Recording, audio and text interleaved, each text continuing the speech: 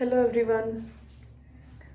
आपने सब सुना होगा कि जो प्लांट्स हैं वो गैसेस एक्सचेंज के लिए स्टोमेटा यूज़ करते हैं। ठीक है, तो जो स्टोमेटा है वो गैसेस एक्सचेंज मीन्स जो ऑक्सीजन है और कार्बन डाइऑक्साइड है उसके एक्सचेंज के लिए किस तरह से ओपन होते हैं, किस तरह से क्लोज होते हैं। तो वो जो मैकेनिज्म है स्टोमेटा ओपन और क्लोज होने का, वी स्टडी अबाउट दैट।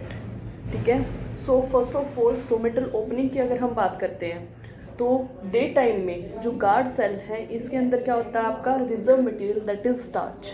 ठीक है, तो जो गार्ड सेल के अंदर स्टार्च प्रेजेंट है that hydrolyse to form phosphoenol pyruvate. ठीक है, फोस्फोइनोल पायरुवेट फॉर्मेशन के लिए हाइड्रोलाइज हो जाएगी स्टार्च।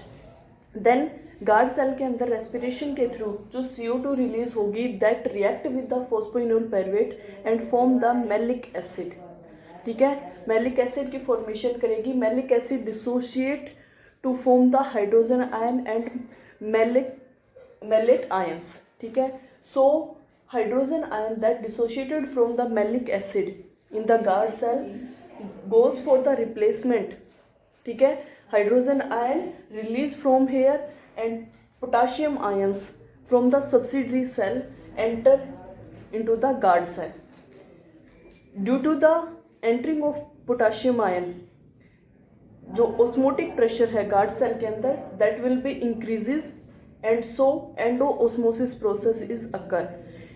एंडोस्मोसिस प्रोसेस की वजह से जो स्टोमेटल जो गार्ड सेल है that absorb the water from the surrounding cells and get the turgid form. Due to this turgidity, stomatal pore is open. Stomata get opened up. Okay. At the time of night, this is about the daytime. At the time of night, जो concentration है CO2 की that will be increases due to the high respiration rate. ठीक है, photosynthesis process decrease हो जाती है right time में क्योंकि सनलाइट मिलती, तो रेस्पिरेशन जो प्रोसेस है वो मैक्सिमम होगी। So maximum concentration of CO2 is present in the guard cell.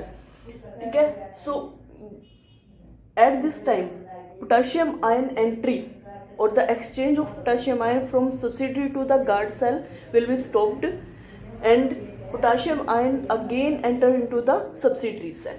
ठीक है, so potassium ion that release from the guard cell to the subsidiary cell. Due to the release of potassium ions जो pH level है that will be decreases, so the malic acid, ठीक है, जो starch के dissociation से बना था, hydrolysis से बना था आपका malic acid that react with the CO2 and form again starch. Again जो मैलिक एसिड है वो स्टार्च के अंदर कन्वर्ट हो जाएगा। ठीक है, after the starch synthesis osmotic pressure, क्योंकि यहाँ पे आपके पोटेशियम आयन है वो आउटर साइड में रिलीज हो रहे हैं, सब्सिडरी सेल के अंदर जा रहे हैं। ठीक है, और आपका रिजर्व मटेरियल बन रहा है, तो ऑस्मोटिक जो प्रेशर है सेल का that will be decreases and so exosmosis process is occur. ठीक है, एक्सोऑस्मोसिस मीन्स आउटसाइड, ठीक है, मीन्स बाहर निकलना। तो जो गार्ड सेल है उससे वाटर लूज हो जाएगा।